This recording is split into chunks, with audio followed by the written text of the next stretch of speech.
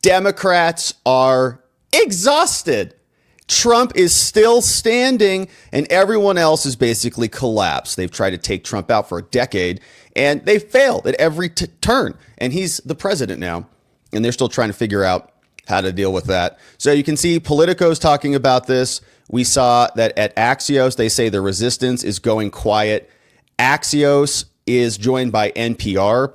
NPR is giving us some advice this Thanksgiving week holiday season. What happens if you get into a political fight with your neighbors? Should you throw the plate of cranberry sauce at the wall? Probably not. But Harris is coming back from Hawaii, and she says she might get back into politics. And we'll see if that happens or not. But total devastation from the Democrats. Trump is still standing. Everyone else is flailing around. Republicans are having a ton of fun, giddy as can be. The same Democrat resistance we saw in 2016 is just not materializing. There's been some little kindling sparks of some efforts, but largely they haven't materialized at all. Trump and Elon are having a ton of fun. Elon is having more fun than I think he's had in a long time.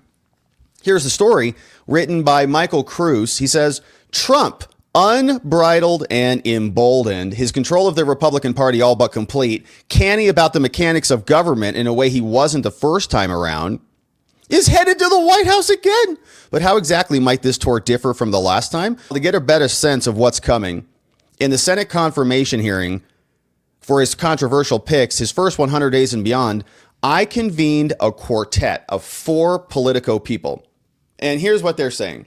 We had this conversation before about Matt Gaetz, and there's a vestige of a guardrail left, but by and large, Trump is barreling towards another 4 years, contentious 4 years, they say. But now he's proceeding with an air of untouchability. What are they going to do? Impeach him? All right. Tried that twice. You going to insurrect something again? He's not going to run again. He's termed out now. So he's got 4 years to do everything he wants, and they're freaked about it. We had this conversation before. He's daring Senate Republicans to go against him, said McGraw. He's also daring the entire government apparatus to defy him. Do it. See what happens. There's an audacity to all of it, and we're loving it. If there is a vestige of a guardrail left, it's that the protection afforded him by his position only lasts for 4 years. So they're just freaked. You can see all 4 of them. Kyle Cheney, who we cover a lot of his stuff because he does the legal beat, says, people said after he won, oh, you should know what this is like. This is different than before. But I actually think it is very different. Last time during the press conference and the press transition, he was different. All right, so they're all going to go through their takes on it. But the big thing that we're all seeing out there is the Conways, the Rob Reiners, the Keith Olbermans, right? They're all pretty quiet these days. Keith is not, because Keith is never quiet. But they're not materializing a strong oppositional force, because how can they? Who is left for them who has a vision of a policy future for America? I don't think there are many. So while Trump and while his win in 2016 sparked shock, the response to 24 is even more muted. This is from Axios.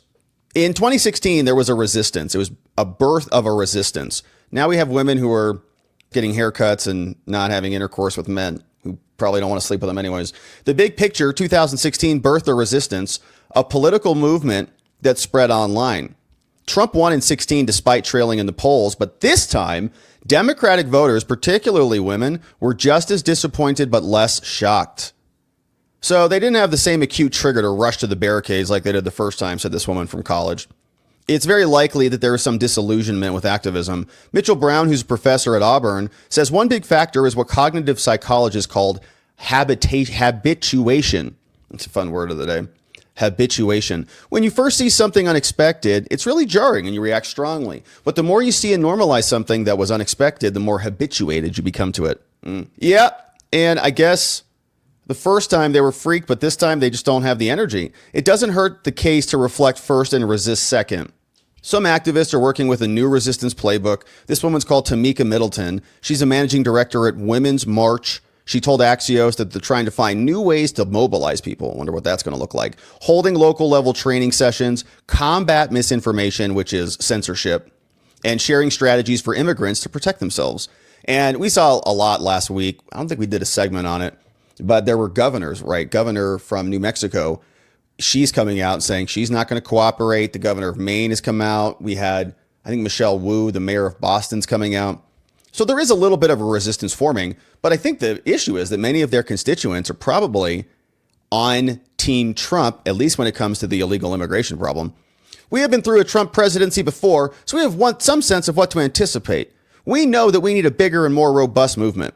Just let them just secure the border, end the wars, get our economy going again. You guys will be happy about it. You don't need to resist just for the sake of resistance. The bottom line is the exhaustion is real among those who organized against Trump during his first term, only to see him elected again.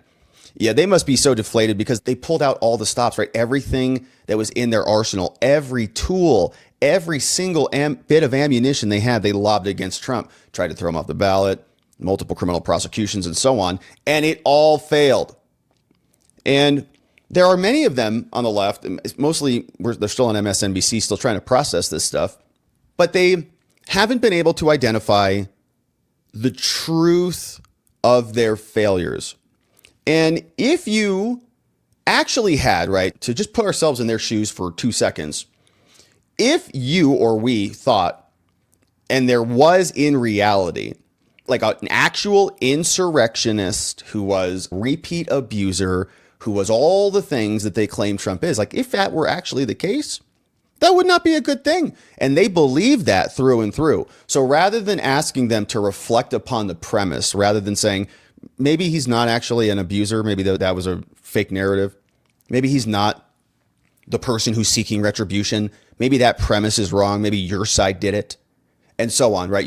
But they don't want to revisit the premise and reflect upon how that could be erroneous. Instead, their continual cope mechanism is just to blame the other side. Just say, you don't understand the underlying premise that he is these things.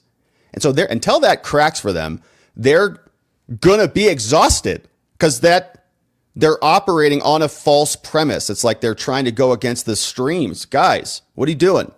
You're always going to be going 2-step backs because he's not those things. You have to revisit those things and ask yourself why those narratives were allowed to materialize. And then you'll start to crack the clues there, but they haven't been able to figure it out thus far, and we're not sure that they're going to.